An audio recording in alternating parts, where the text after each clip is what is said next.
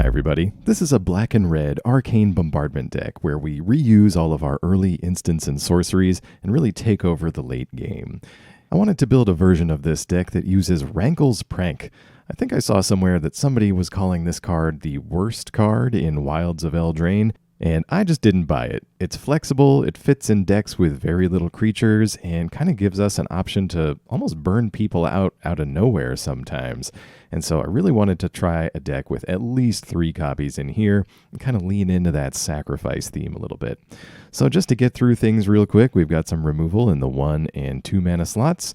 In the 3 mana slots, we've got Celestus and Geistflame for access to extra cards and ways to finish off a game. 1 copy of Soul Transfer in here, along with 2 Liliana of the Veil. We're also playing a Beseech the Mirror, a kind of tutor spell from Wilds of Eldraine that lets us play something with mana cost 4 or less if we go ahead and bargain it. Great in a pinch if we really need to just go seeking out a copy of Rankle's Prank or something else below 4 mana. At 5, we're looking at 2 copies of Ashiok Wicked Manipulator. Great access to some extra cards and nice token generator. We've got 2 copies of Junji here to help us reanimate some of the things that end up dying every game and might make our opponent discard a few cards here and there. Of course, we've got 3 copies of Arcane Bombardment, and helping that out is 1 copy of Chandra to give us some extra copies of spells. And I'm also running probably one of my new favorite cards from the Wilds of Eldraine set is Virtue of Persistence, a large black enchantment that lets us reanimate things for free once each turn. So yeah, let's get over and see a few games with this deck over on the ranked standard ladder and see just how many Rankles we can prankle. All right, let's get into it here a little bit. We've got the Prankle.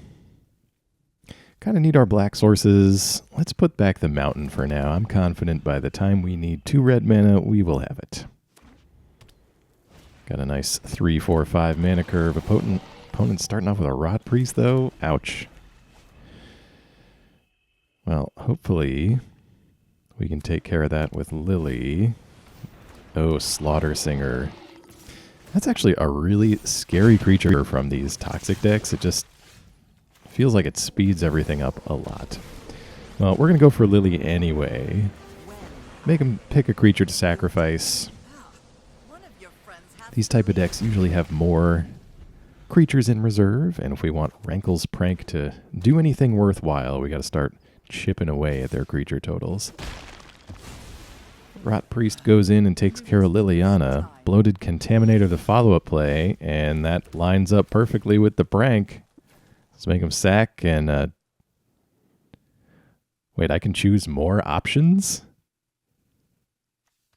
Well, yeah, we're gonna burn you a little bit. My life doesn't matter that much in this matchup.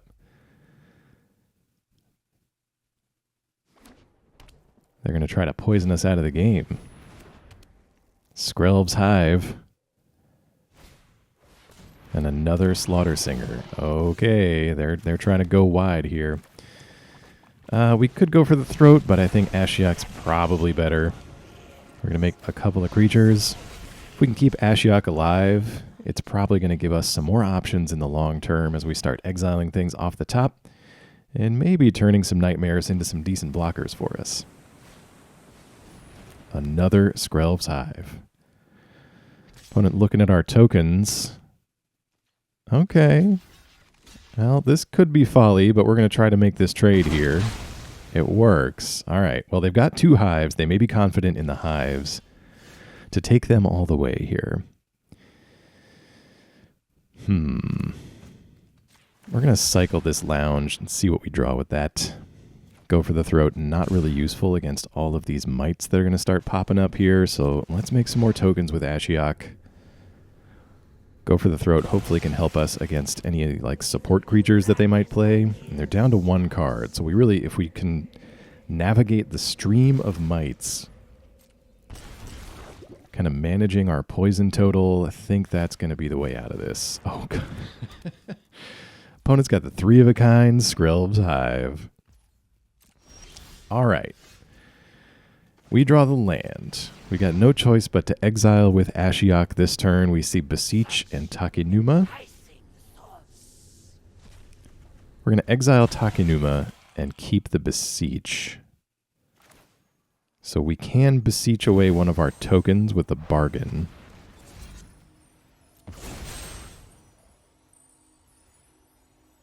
Opponent got any response to that? Oh, that could just be the seed core. Oh no, I think I need 3 poison counters for that. I think we just need more options. I'm going to cast a free big score, discard one of these lands. I just need to draw some more cards. And we draw another big score. Okay, well, I guess we can play that on our opponent's turn. Ashiok did exile some things, so that makes our one remaining spirit a little bit better. Skrelv's Hive gives us a nice lightning strike to our opponent's face. Jawbone Duelist. All right, well, there's a target for our Go for the Throat. Let's see what they try to do here. Everybody's going for Ashiok. All right, let's big score and see if we can draw into any tricks. Let's get rid of that swamp. Bombardment and a cut down could work. All right, let's go to blockers. So this Nightmare is going to block one of the mites. That's enough to kill Ashiok, which I think is fine. Yeah, I think this is fine. So just running some quick numbers here. Perfect. So we've got Arcane Bombardment. We've got Cut Down and Go for the Throat in hand. That's 2 bombardment activations that I think is more valuable than trying to keep Ashiok around. And so all we have to do is, I think if we can stall long enough, we might be able to get them with their own hive. No!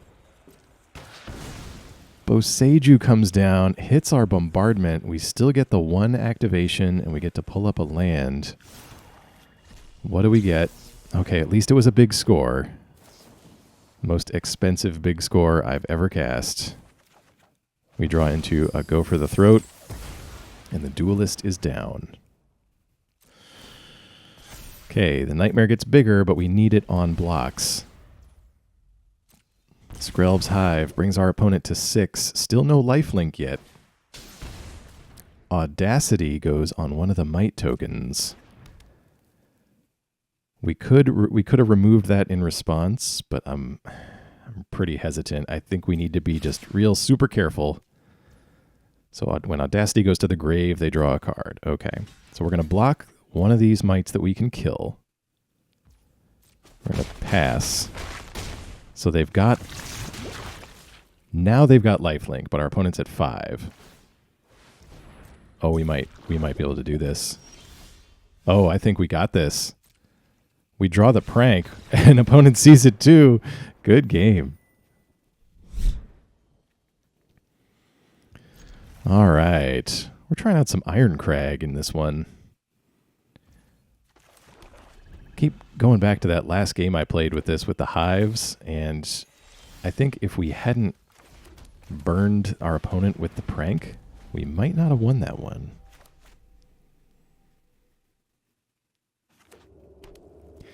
Anyway, trying out some Iron Crag in here because we've got Junji the Midnight Sky. Oh, come on, opponent. Opponent duresses away my virtue. That's what they all say. And follows up with a Lunarch Veteran. Well, the idea with including Iron Crag in here is if we can get one of these Junjis down, we can slap a fancy equipment on it.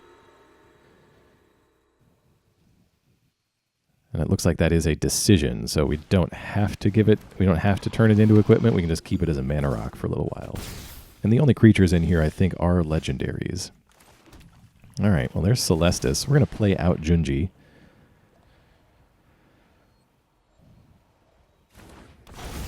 Just a great dragony threat. I think we're going to decline this. So like we top out at 6 mana in this deck. Opponent makes a food with the Gumdrop Poisoner. Yeah, we top out at 6 mana. We're not quite there yet. And we're set up with this deck to also bring Junji back a little bit. Well, maybe except from that. Opponent's got the Ossification, so we get no trigger off of our dragon. Of course. All right, well, we could bargain away our Iron Crag, but I think just going with the Junji plan is better. The opponent knows about it, and we're going to decline this again.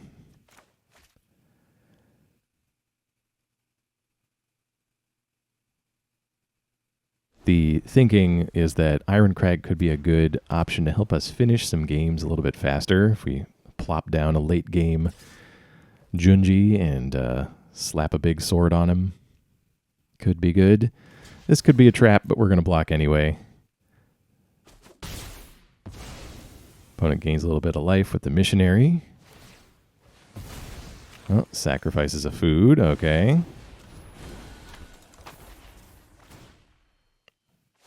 Oh, I see. Gumdrop Poisoner. So that's going to take out Junji there because they gained so much life this turn. Well, opponent's got 2 cards left in hand. Say goodbye to those. We're making you discard.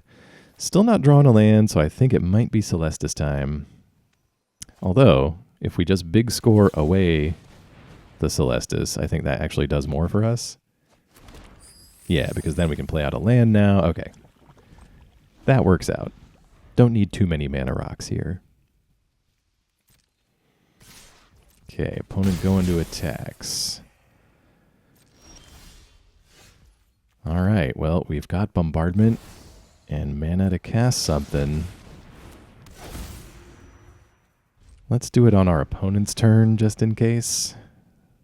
Kind of want to see what they're hanging on to. They've got the Duress. Yeah, might as well do this now. We'll go for the Throat on the Poisoner. And opponent's already seen enough. Good game. All right. A couple of copies of Lily here. Start off with a Proving Ground. Always like to include a few cycling lands in all my decks. Ooh, Hopeless Nightmare. Now, is this the Sonio version of discard, or is this like a homebrew one? The trouble with discard in Standard, and I don't know how Sonio makes it work, but the perennial problem with making a discard deck work is actually finishing the game. Because the way they've been structuring cards lately, both sides get to very few cards in hand. And then the discard deck keeps drawing discard spells while the other deck eventually draws something that kills you. Drop it. Let's see what our opponent does here. They get rid of a cut down. We're opting to give our opponent a taste of the old discard medicine and threaten to ultimate a Liliana if they don't do anything about her. Oh.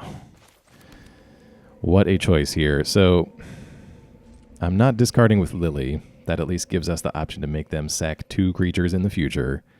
We've got a big score in hand, but we have to sacrifice our, or discard our Arcane Bombardment to cast it. Opponent's scrying with a Hopeless Nightmare. See, normally I try to big score and then cast Arcane Bombardment afterwards, but this just feels bad. All right, our opponent's on Beseech the Mirror, and they sacrifice the Hopeless Nightmare. I actually really like that play. That's a good one. Does a little bit of scrying, which doesn't matter because then they're immediately going to search and cast something from exile. They do not. They just put it into their hand. Okay. All right, well, I think we got to go for it. Goodbye, Bombardment. We get Virtue of Persistence, though. And we can cast it. I mean, yeah. There's only 2 cards in black and Standard right now that deal with enchantments, and I think people aren't really playing the new one, from what I can see. The new one's a little pricey. I think it's 5 mana to destroy a creature or an enchantment. Opponent trying the Witch's Vanity over here. So they've only got 1 creature, but I think this still gives us the advantage going forward. Brings back our Junji for us, and then we can start pulling back one of their creatures. Ooh, speaking of their creatures. So we couldn't big score in response because we had no other cards in hand. One of the disadvantages of big score. Let's go to attacks. Hit our opponent for 5. Yeah, I think this makes sense. Let's rankle some Prankle. Let's do it all. All the pranks. Who's the discard deck now? So everybody sacrifices all their creatures, but Junji is going to let us steal their Sheoldred, effectively. So we can start doing some extra damage, gaining some of our life back. Opponent with the Ashiok.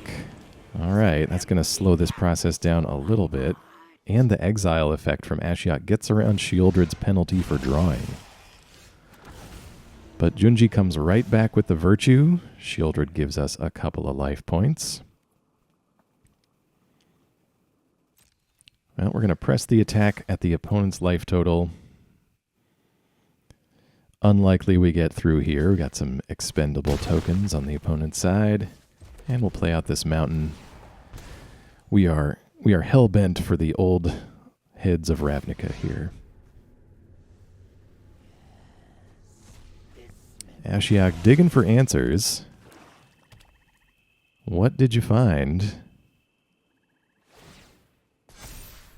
Go into combat. Nightmare gets to be a 2/2 now, since something got exiled, and that's it.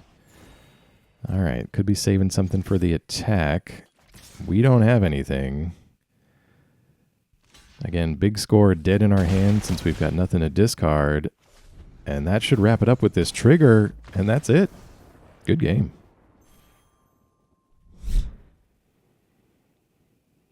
All right. A little bit of a slow hand, but I think we can keep it. We've got some cheaper stuff maybe we can draw into. I was just going to say, as long as it's not mono red, we're probably fine. All right, speaking of the cheap stuff, there it is. We draw a lightning strike. Hopefully that can stem the tide. As you can see, if we keep drawing lands here, we are well set up to just keep doing what we do. Oh, and there's a cut down as well. All right. Let's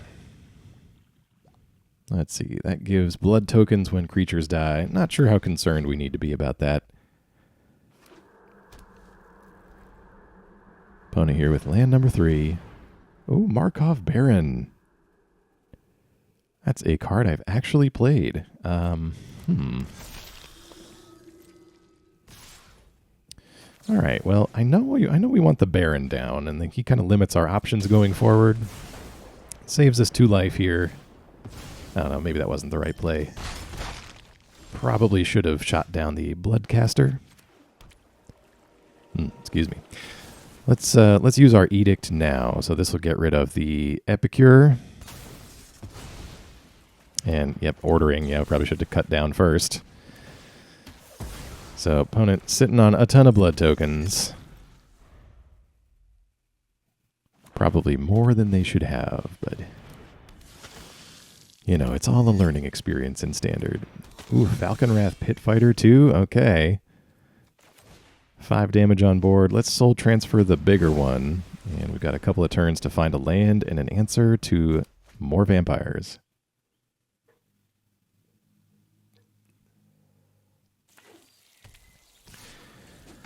Ashiok feeling pretty good so far in Standard, the few games I've been able to cast it.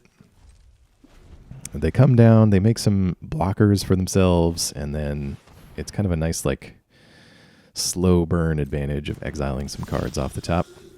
Haven't yet put Ashiok in a shell where we can take advantage of that kind of replacement ability up top. All right, drawing some lands off the top here. We've got enough for Chandra. And we're just going to use Chandra kind of like a mini board wipe. We'll do 2 to each thing, pass it on back, and we're set up to do double big score and hopefully find another finisher, although Chandra can certainly do the job herself. Yeah, let's big score away a pain land. Double big score finds us another piece of removal. There's a Junji, like where we're going with that. Let's use some of these treasures, get old Junji down. And now we're sitting on double removal for our opponent's turn. Pump up Chandra a little bit. Get us some spells. And we're set up to big score all over again on our next turn. Not too shabby. Okay, opponent's doing some filtering through cards with the blood tokens. They've got a Blood Tithe Harvester. Well, lots of blood tokens, but we've got a cut down ready and waiting for it, so they don't get the chance to take care of our dragon. Chandra doubles it up. Not the fanciest, but it gets the job done. Hey, there's a Virtue of Persistence. So what do? Let's add some mana. Really tempted by this big score. Let's go Virtue. Yeah, we'll lose the big score, but that's okay. Virtue just works so nicely with Junji. And we can probably pluck up some of our opponent's creatures too. Alright, opponent appears to have maybe stepped away from the keyboard here. We're going to take Markov Baron. It's got lifelink. It can at least give us a little bit of cushion here. Yeah, I think our opponent may have gone to lunch a little bit early here. Alright, well, enjoy your sandwich. Good game. Alright, back here for another one. More Rankle Prankling. Opponent with the lovely Goose Hydra avatar over there. Or pet or mascot, whatever they're calling it these days.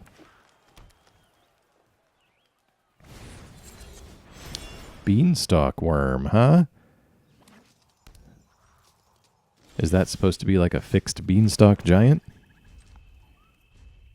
I say fixed. Beanstalk Giant was good. It wasn't like fantastic. The thing that made all those adventure cards super good in the first place was the existence of Lucky Clover. Frolicking Familiar. Is this an adventure-themed deck?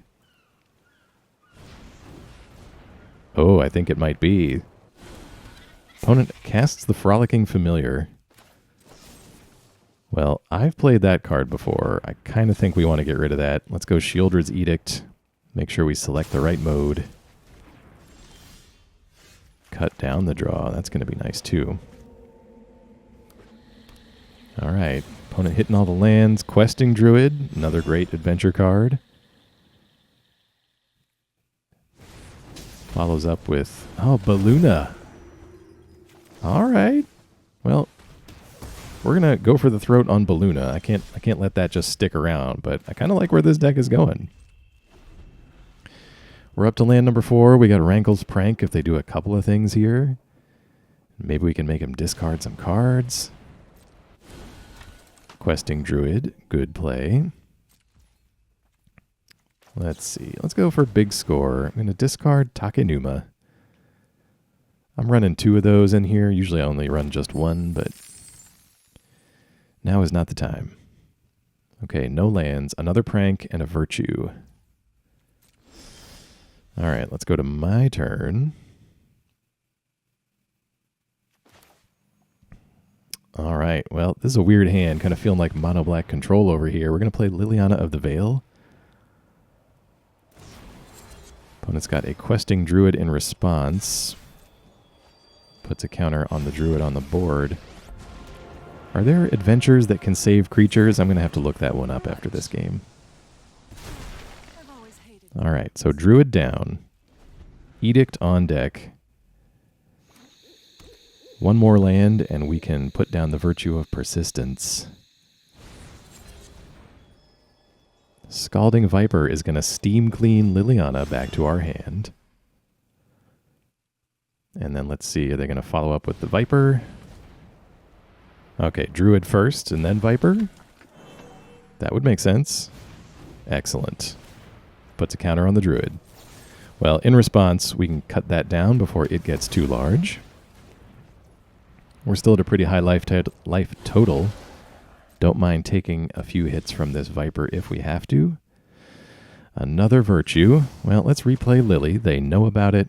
We're going to pay a little bit anyway in the life department. And we'll make them sacrifice the Viper. Sacrifices must must be made. All right, I think we're safe to pass it on over here. I will confess, I do not know how this deck works and what they're building towards in the late game.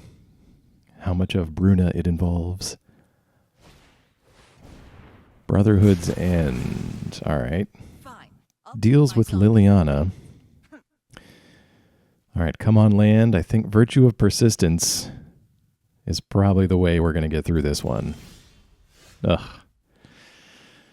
Beseech the draw. Okay. Well, we're going to beseech. We're not going to bargain. Can't get rid of any of my treasures.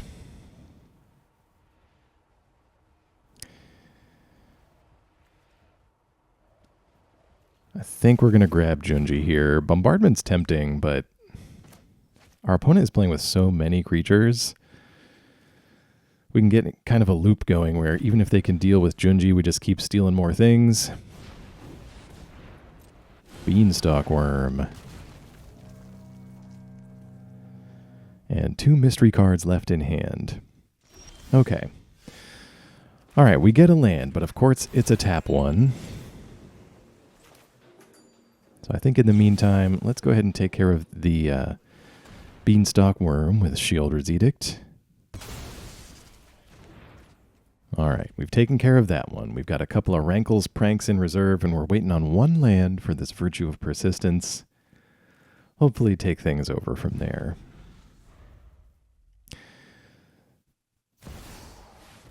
Oh, okay. It's all coming together now. Okay, I really like that. So Lear enables them to recast all of their adventures from the graveyard and thereby recur all of their creatures from the grave as well. Well, I think we're going to Rankle Prankle them. We're going to get 4 life loss in there and make them sacrifice Lear. That's too powerful to leave on the board. Frolicking Familiar. That's good, but not as good as Questing Druid in this case, where you can like slowly build it up over time. All right, it is finally time for the Virtue of Persistence. Please tell me there is not an adventure that counters spells.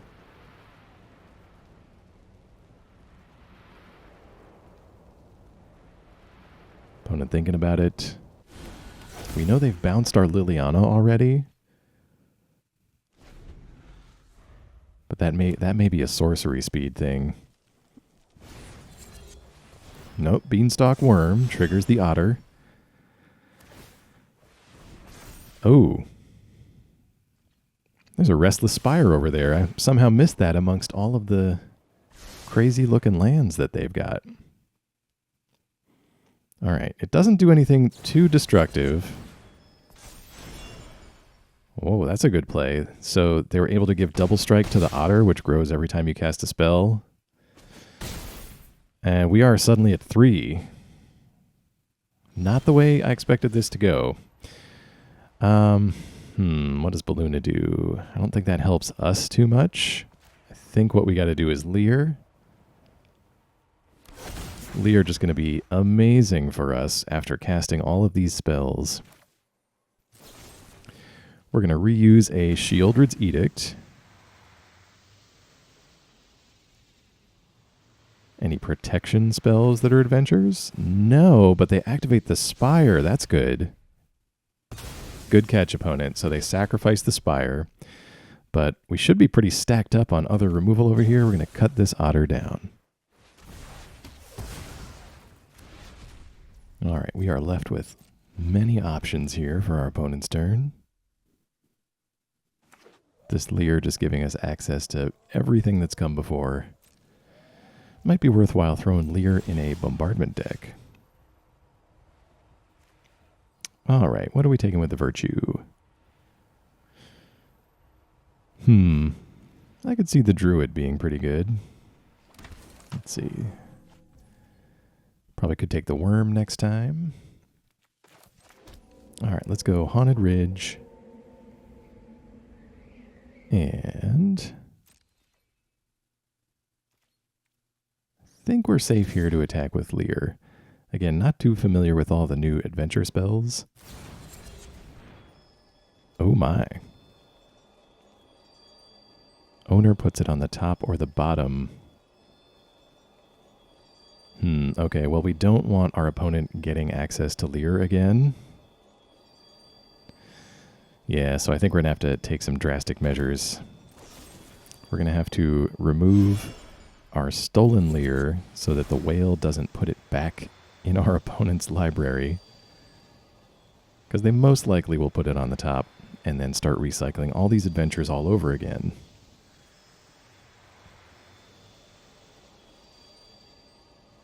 Any response from our opponent here? No. Okay, so the druid gets a little bigger. Oh, and the whale fizzles too, so they don't get to cast the creature portion. I forgot about that whole interaction. That works out nicely. Ooh, opponent with a Sentinel of Lost Lore. This is really just a tour of the new adventure cards from Wilds of Eldraine. So they're going to return something, and they're going to exile our graveyard. All right, well, we are in it now. Another Beanstalk Worm coming down. Well, we've got a Rankle's Prank in hand. I think right here what we need to do is big score. I think we'll toss away our big score. Make our druid a little bit bigger, get a couple of cards off the top. And nothing worth lightning striking here. A little wary here about taking the whale back again. Yeah, I don't think that's the way. I think just something safe like the worm. So if they're able to draw a bounce spell, I don't want them to get anything too good. And Lear and the whale both fall into that camp. We've got plenty of good stuff on our own. Kind of just need some more creatures on the board. All right.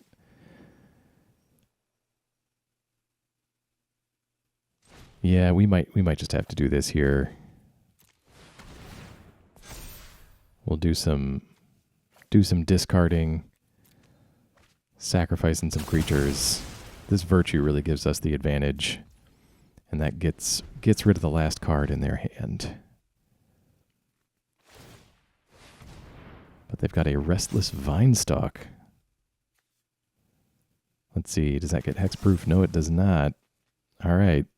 A non-token creature, that should sacrifice it. Man, these creature lands almost catching me off guard here. Gonna have to learn what those look like fast. Let's see. Do we take the worm again? Do we take the sentinel? If we take the sentinel, we can exile our opponent's graveyard.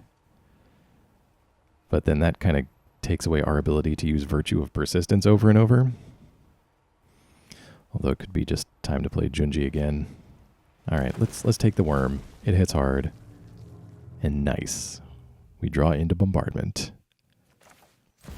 All right, well, Bombardment coming down. Pass it on over to the opponent here. Not much left in the graveyard to pull back. Oh, but they put in the whale. So that's got ward. We're going to lightning strike our opponent then. Do a little bit of damage. We pull up big score. Let's discard Junji. Lightning strike brings our opponent to 11. Virtue, let's go getting the dragon we just discarded. We draw a land. Let's see. The whale's got ward 2. Let's do a soul transfer and exile the whale. Yes, we're sure. Okay, we'll go ahead and pay the extra 2, activating Bombardment. We get Rankle's Prank, which is a little dangerous given our life total. And opponent scoops it up. Good game.